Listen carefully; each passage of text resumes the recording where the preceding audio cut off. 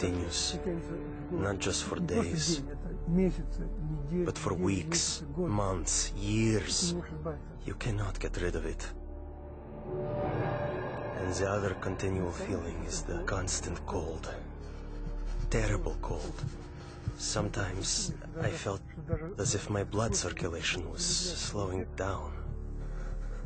I was personally amazed at the power of endurance, because by all accounts, I should have become seriously ill and died a long time ago.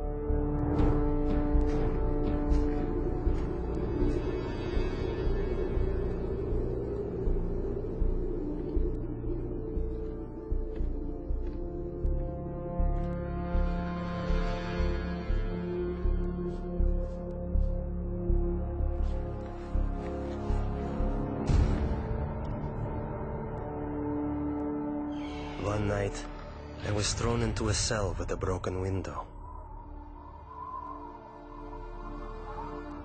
The KGB was determined to do an experiment and freeze me.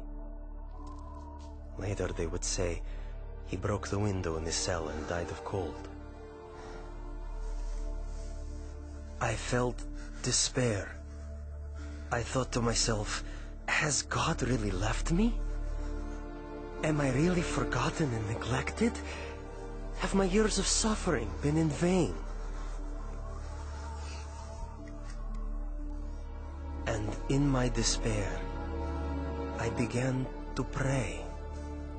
I usually pray silently, but this time I started to appeal to God out loud.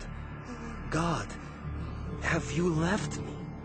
My cries were bursting from a heart literally in utter despair.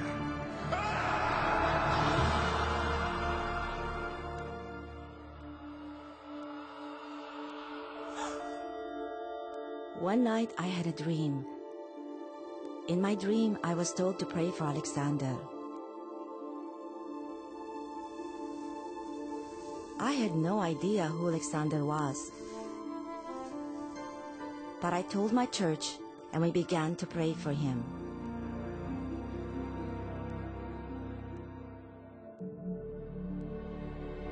And right then, I suddenly felt a palpable physical warmth.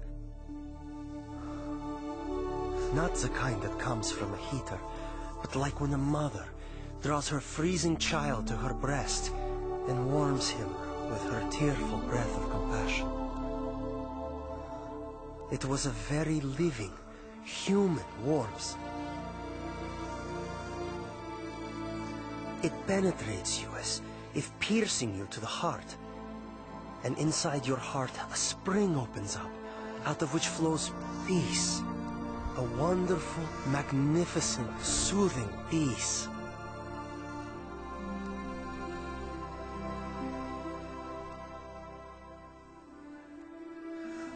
I felt a very loving, brotherly touch. Someone's caring hand touching my shoulder. I actually felt it.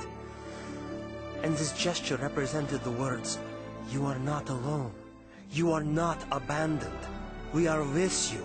We are sharing your suffering." This warmth was the energy God gave me to feel physically the heat of prayer with my own skin, my own being. As if the prayers converted the energy of love into the energy of warmth.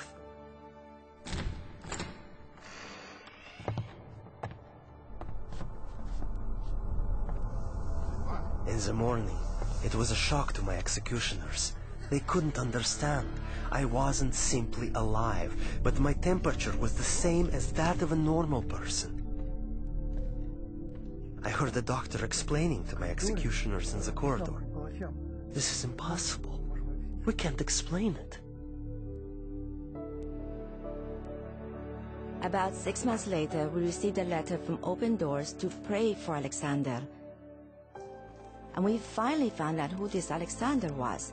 We had been praying for 6 months without knowing anything about him. Alexander had started a Christian movement that spread across the Soviet Union. For this crime against the state, he was imprisoned to a labor camp in northern Siberia. the death sentence zone. It so happened that many people began praying for me.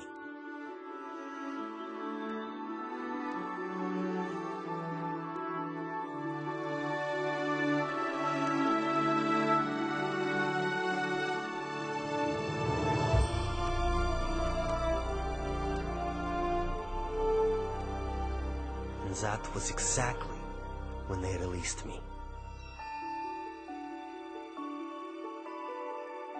Prayer opened the prison doors, and as the gospel affirms, set the captives free.